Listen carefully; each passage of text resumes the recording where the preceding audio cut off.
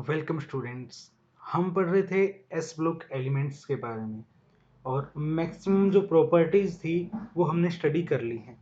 आज हम बात करने वाले हैं कुछ स्पेशल प्रॉपर्टीज के बारे में, अल्कली मेटल और अल्कलाइन अर्थ मेटल दोनों की ही।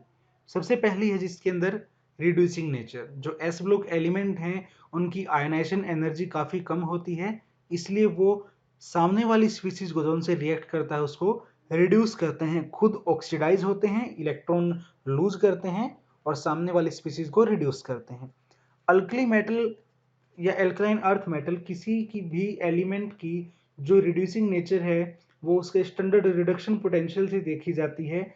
अगर स्टैंडर्ड रिडक्शन पोटेंशियल पॉजिटिव हो तो वो खुद रिड्यूस होना चाहता है, और स्टैंडर्ड रिडक्शन पोटेंशियल जितना ज़्यादा नेगेटिव होगा उतना ही उस एलिमेंट की रिड्यूसिंग नेचर अच्छी होगी।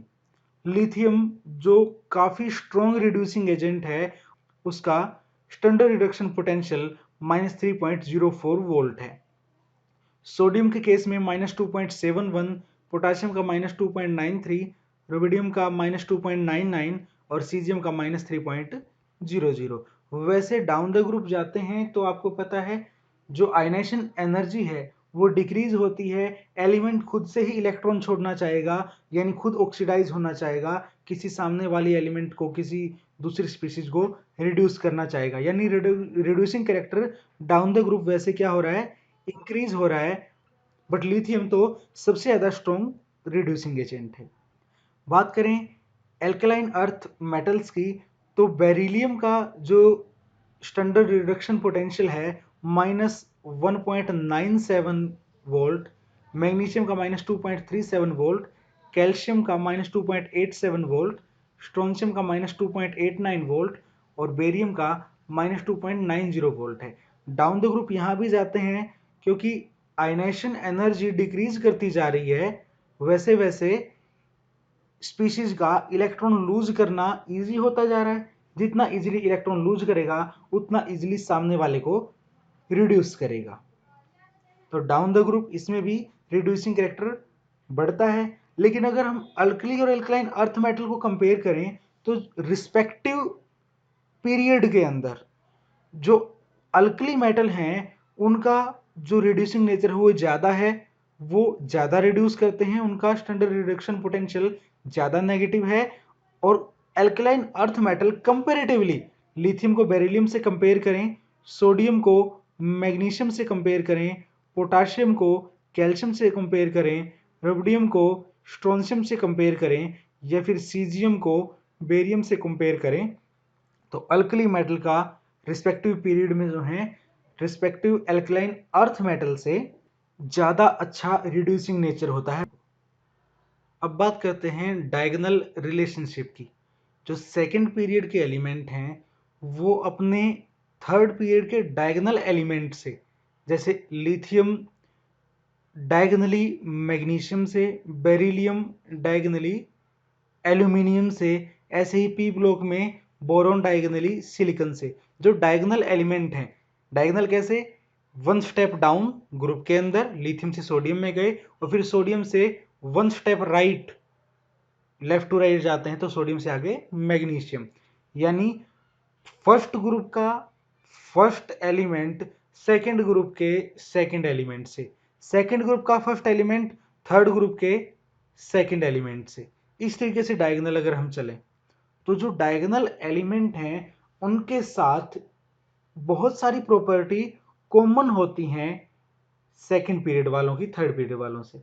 अब ऐसा क्यों मिलता है, अगर हम डायगोनली जाते हैं यानी कि one step down and one step right, तो डायगोनली सेम वैल्यू मिलती है प्रॉपर्टीज। ऐसा क्यों है, क्योंकि जो ट्रेंड है, चाहे वो इलेक्ट्रोनेगेटिविटी का ट्रेंड है, इलेक्ट्रोपॉजिटिविटी का ट्रेंड है, आयनेशन एनर्जी का ट्रेंड है या फिर एटॉमिक साइज आयनिक साइज का ट्रेंड है, वो अगर लेफ्ट टू राइट जाते हैं तो जो चेंज आता है टॉप टू डाउन में उससे अपोजिट चेंज आता है।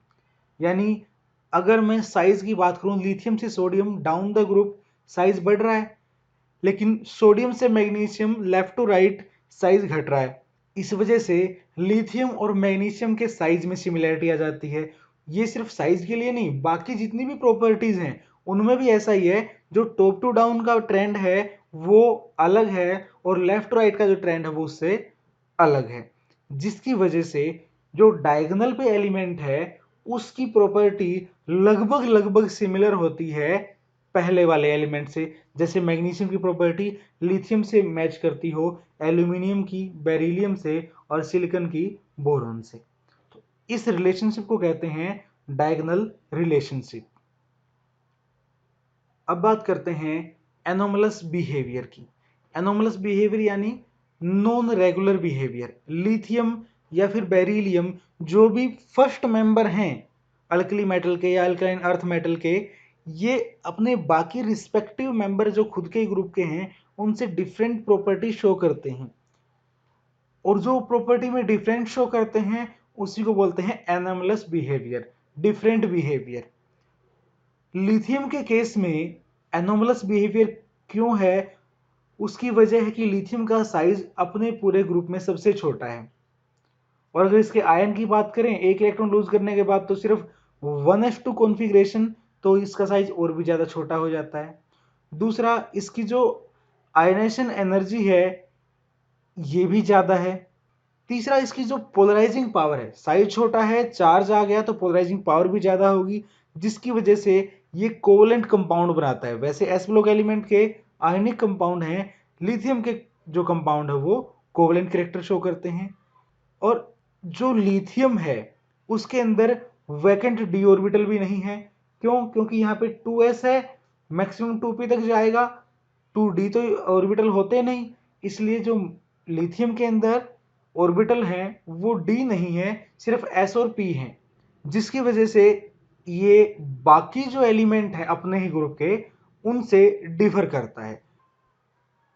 अगर बेरिलियम की बात करें, जो एल्कलाइन अर्थ मेटल का पहला एलिमेंट है, वो भी एनोमलस बिहेवियर शो करता है। उसकी भी वजह यही है कि साइज स्मॉल है और चार्ज +2 आ जाता है, ऑक्सीजन स्टेट +2 होती है, तो स्मॉल साइज हाई चार्ज की वजह से कोवेलेंट कैरेक्टर शो करता है कंपाउंड्स के अंदर। दूसरा, जो बेरिलियम है इसके अंदर भी वैकेंट डी ऑर्बिटल नहीं होते, जिसकी वजह से ये सिर्फ s और p ऑर्बिटल को यूज करके ही बॉन्ड बनाता है, तो इसका कोऑर्डिनेशन नंबर सिर्फ 4 तक जाता है, जबकि जो हैवियर एलिमेंट हैं वो ज़्यादा को अकोमोडेट कर सकते हैं, डी ऑर्बिटल भी अवेलेबल होते हैं, तो उनका कोऑर्डिनेशन जाता है 6 तक। तो इस तरीके से भी ये बाकी एलिमेंट से अलग है। तो आज हमने पढ़ा reducing nature of S block elements, diagonal relationship and anomalous behavior of first member of these groups.